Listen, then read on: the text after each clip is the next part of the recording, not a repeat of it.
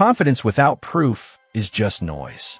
December 2006, NBA season in full swing, and Gilbert Arenas is the most entertaining player in basketball, averaging 30 points per game, leading the Washington Wizards to playoff contention, talking unlimited trash to anyone who'll listen, playing with the specific fearlessness that comes from being talented, paid, and completely unbothered by hierarchy or reputation. Agent Zero, as he calls himself, isn't just scoring at an elite level.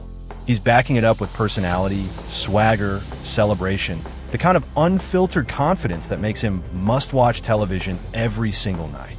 And when the Wizards face LeBron James and the Cleveland Cavaliers repeatedly throughout the 2006 to 2007 season, Gilbert makes a decision that will define both their careers in ways he doesn't expect. He's going to challenge LeBron directly, talk trash to the supposed chosen one, prove that the hype doesn't intimidate everyone, show the league that Agent Zero fears nobody regardless of expectations or endorsements. The trash talk starts casual, competitive banter between elite players, but it escalates quickly into something personal, something that crosses the line from competition into disrespect, something that activates LeBron James in ways Gilbert Arenas isn't prepared to handle. What happens over the next 18 months becomes a masterclass in why you don't wake up sleeping giants, why trash talk requires backing it up when it matters, why talking to 22-year-old LeBron James like he's your equal ends with systematic destruction that follows you for the rest of your career.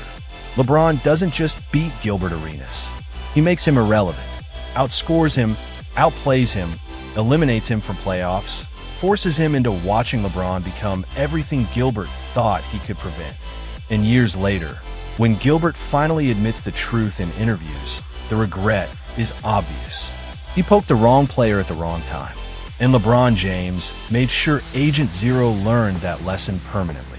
The rivalry begins innocently enough in the 2005 to 2006 season when both players are ascending towards superstardom on different timelines. LeBron is 21, third year in the league, already established as future of the NBA, carrying Cleveland toward playoff contention, averaging 31 points per game, operating with the specific pressure that comes from being crowned before proving anything. Gilbert is 24, breakout season happening, averaging 29 points, leading Wizards to playoffs, playing with the freedom of someone who exceeded expectations and has nothing to lose.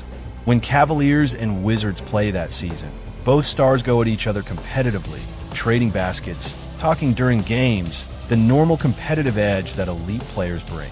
Gilbert scores 31 points in their first matchup.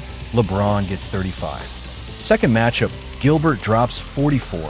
LeBron responds with 38. The back and forth is entertaining, competitive, the kind of rivalry NBA marketing loves because both players are exciting and quotable. But after the season ends, during summer 2006, Gilbert does an interview where he's asked about LeBron. His response crosses from confidence into something else. LeBron's great, but I'm just as good. People act like he's untouchable because of the hype. I average the same points, I'm more efficient, I can do everything he can do. The only difference is he was drafted number 1 and I was drafted late second round. The hype isn't the same as being better. The quote spreads, gets debated on ESPN, creates the narrative Gilbert wants. Agent Zero versus King James. Underdog versus chosen one. LeBron hears it, says nothing publicly, just files it away privately. Registers that Gilbert Arenas, talented scorer who's never won anything meaningful, just compared himself to LeBron James like they're on the same level. Like 3 years of being the face of a league, carrying terrible Cavaliers rosters to playoffs, absorbing criticism for not winning championships yet, means nothing because Gilbert can score 30 points per game on a team with 3 All-Stars. 2006 to 2007 season starts October. First Cavaliers-Wizards matchup, November 3rd, 2006, Cleveland. The trash talk starts immediately, Gilbert initiating, LeBron responding. Gilbert scores early, talks after buckets, points at LeBron, celebrates with exaggerated gestures. LeBron stays calm, just plays, doesn't engage emotionally, just competes. By fourth quarter, game is close. Wizards up 3. Gilbert has 32 points, feeling confident, talking more. LeBron takes over final 5 minutes, scores 12 straight. Cavaliers win by 7. Final stats: LeBron 38 points, 9 rebounds, 7 assists. Gilbert 32 points on poor efficiency, 4 shots down the stretch. Post-game, Gilbert is asked about the loss. "We'll see them again. That was just one game. I'm not worried about LeBron. We're both elite. Sometimes he wins, sometimes I win. That's how rivalries work." The confidence is unshaken. The comparison's still there. The refusal to acknowledge difference in levels still obvious. December 2006, second matchup, Washington. Gilbert comes out aggressive, talking from tip-off, tries to set tone in front of home crowd. Scores 15 first quarter, Wizards jump out to early lead. Crowd going crazy, believing their star is backing up the talk. LeBron watches, stays patient, doesn't force anything, just waits for his moment. Third quarter, LeBron explodes, scores 18 points in a quarter. Cavaliers take control. Gilbert tries to respond, but gets clamped by LeBron's defense when it matters. Fourth quarter, game essentially over. Cavaliers win by 12. LeBron 41 points, 10 rebounds, 8 assists, complete game. Gilbert 27 points on terrible shooting, frustrated, forcing shots. The pattern is forming. Gilbert talks, plays well early, gets comfortable. LeBron stays patient, takes over when games matter, dominates fourth quarters, wins. And the gap in their performances when games are close, when pressure peaks, is becoming obvious to everyone except Gilbert. January 2007, third matchup, Cleveland. Gilbert does pre-game interview, doubles down on the comparison. "LeBron's great, I'm great. We're both all-stars, both leading our teams. People want to crown him because of draft position. I prove every night I belong in that conversation." LeBron hears about it pre-game. Teammates notice his demeanor change, the specific focus that appears when someone disrespects him publicly. Game starts. LeBron attacks immediately, hunting Gilbert defensively, making him work on both ends, refusing to let him get comfortable. First quarter, LeBron has 12 points. Gilbert has 4-on-4 shots, already laboring. By halftime, LeBron 26, Gilbert 9, the gap embarrassing. Third quarter, Gilbert tries to spark comeback, hits a few shots, talks to LeBron, tries to get in his head. LeBron smiles, doesn't say a word, just scores next 4 possessions, all isolation against Gilbert when he's defending, making it personal. Fourth quarter, game over early. Cavaliers win by 23. LeBron 44 points, 13 rebounds, 7 assists, career high against Washington. Gilbert 15 points on 5 of 18 shooting, worst game of the season, outplayed in every measurable way. Post-game, Gilbert is quieter, the trash talk reduced, admitting LeBron was on another level tonight.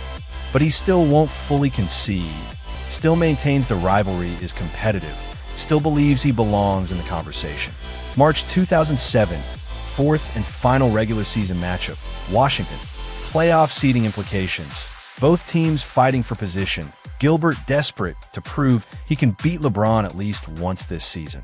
Comes out aggressive again. Scores early. Talks throughout first half. Trying to regain confidence that LeBron's been systematically destroying all season.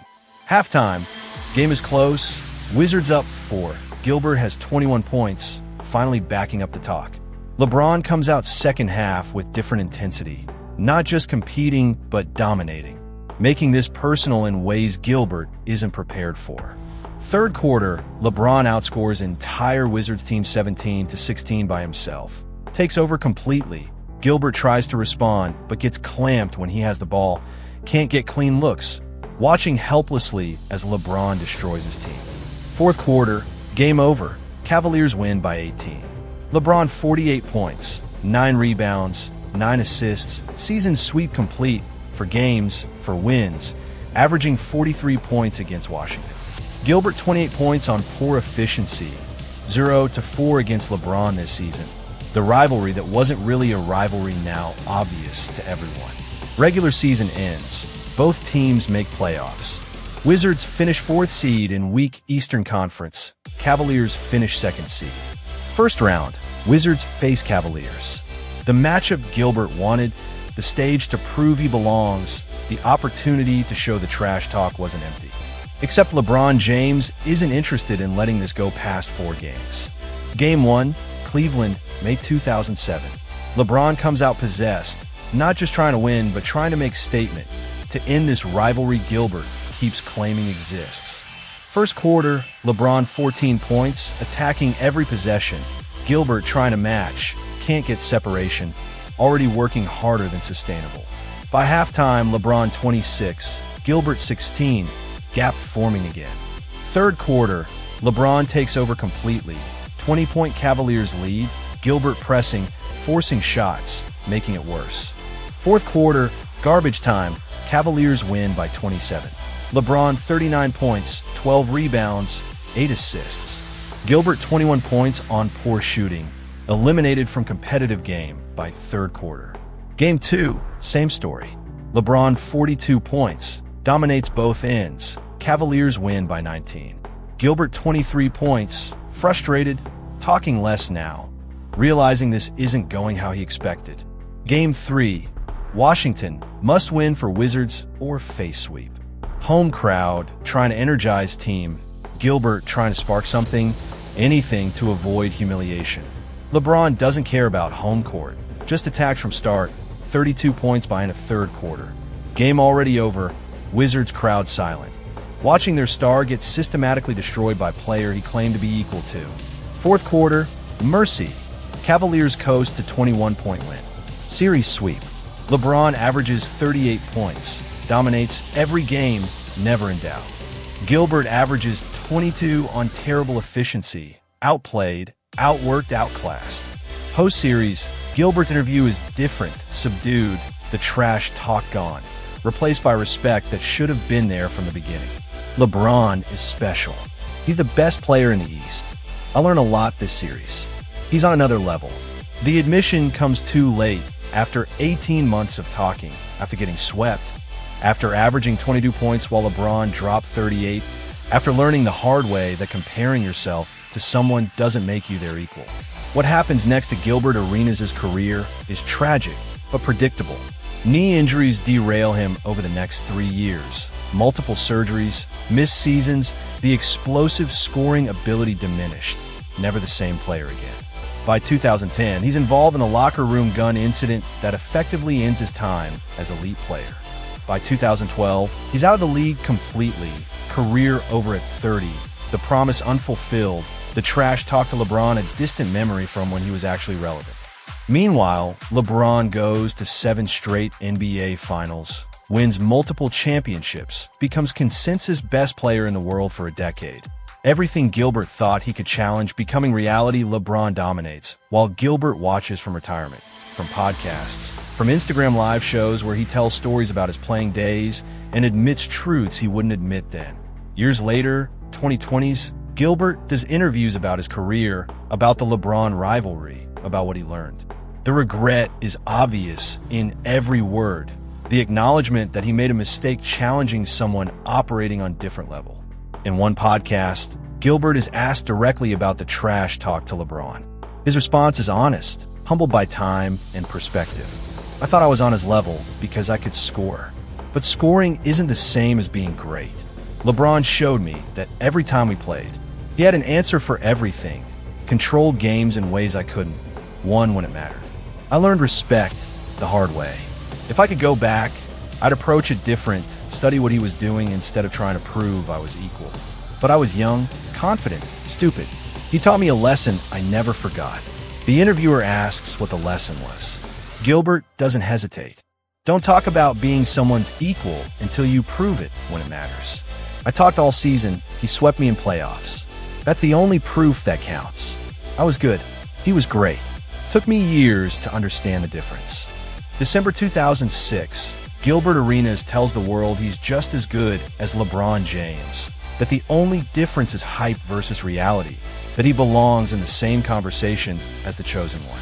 18 months later, after LeBron averages 43 points in regular season matchups, 38 points in playoff sweep, systematically destroys Gilbert's confidence and proves the gap between good and great, Agent Zero goes silent.